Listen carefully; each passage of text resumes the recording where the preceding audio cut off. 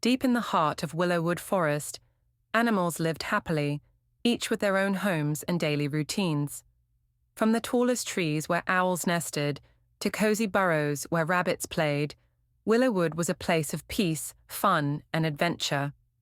Among the residents were four close friends who were known for their endless curiosity and knack for noticing details others missed. Each friend had a unique talent, and together they formed a bond that couldn't be broken. They didn't know it yet, but their friendship was about to lead them on a journey full of mysteries and secrets that only the bravest could uncover.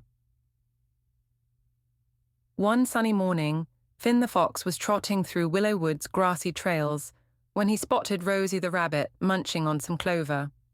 "Good morning, Rosie," he said, grinning. "Have you heard the latest news? Mrs. Nutley the squirrel says someone's been sneaking into her acorn stash." Rosie's ears perked up. "No way. Who would do such a thing?" Just then, Sasha the squirrel darted down from a tree branch, her fluffy tail twitching with excitement. "Did I hear someone talking about a mystery?" she asked, eyes gleaming. "We're talking about Mrs. Nutley's missing acorns," Finn replied. "I think it might be time to put our talents to use." Before they could say another word, Oliver the owl glided down from his perch, landing softly beside them. "I believe I overheard something about a mystery," he hooted, adjusting his little spectacles. "I've always believed the forest could use a team of detectives to solve such mysteries." Finn's eyes lit up. "Then it's settled. From now on, we'll be the Great Animal Detective Club." The four friends headed to Mrs. Nutley's home, a cozy hollow at the base of a giant oak tree. Mrs. Nutley was anxiously pacing back and forth, wringing her little paws. "Oh, thank goodness you're here," Mrs. Nutley said, her bushy tail trembling. "I've been saving those acorns all season, and now half of them have vanished." "We'll get to the bottom of this," Finn assured her, flashing a confident grin.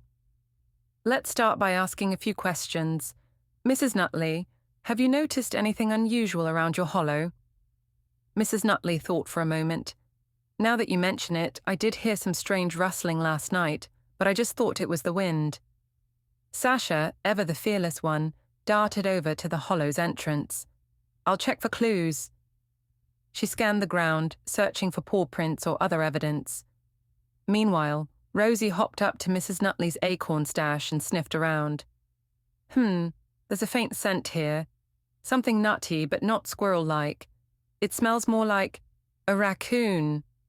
Finn's eyes widened. "A raccoon. That's a solid lead. They're known for their love of scavenging food." Oliver hooted thoughtfully.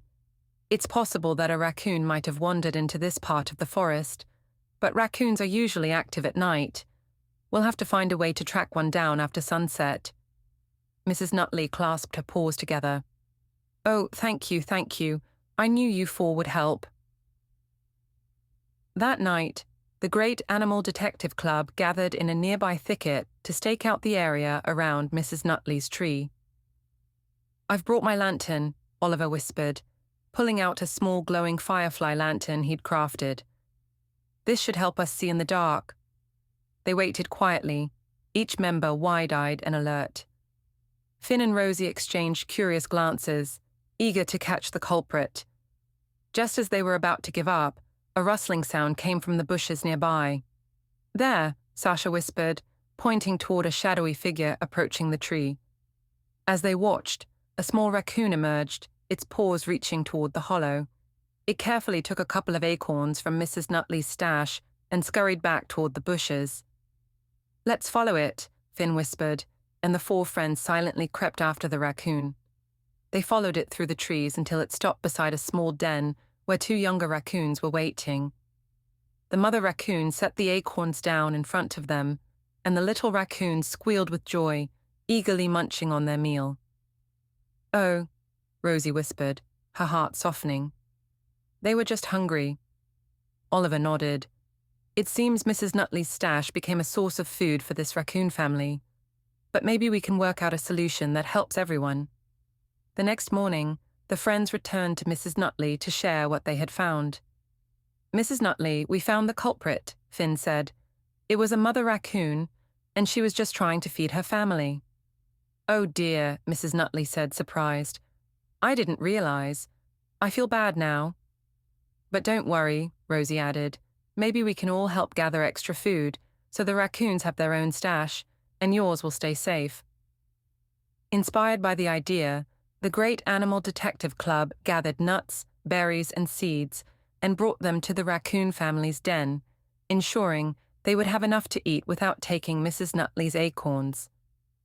The raccoon mother chattered gratefully, and the younger raccoons nuzzled the detectives in thanks.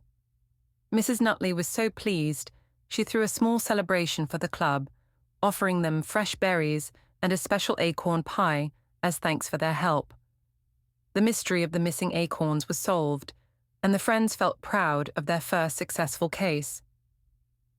A few days later, the Great Animal Detective Club was playing by the river when Rosie spotted something unusual in the mud. "Look," she said, pointing. "Footprints, but these don't look like anything I've seen before." The friends examined the prints carefully.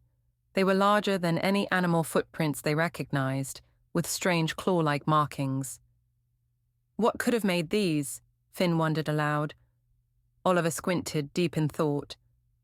"We might have a new creature visiting Willowwood. Let's follow the trail and see where it leads." The friends followed the footprints through the forest, over logs and under bushes, until they finally came to a small clearing where they found a large, friendly-looking animal they had never seen before. It was a beaver. The beaver introduced himself as Benny, explaining he had just moved to Willowwood and was exploring the area.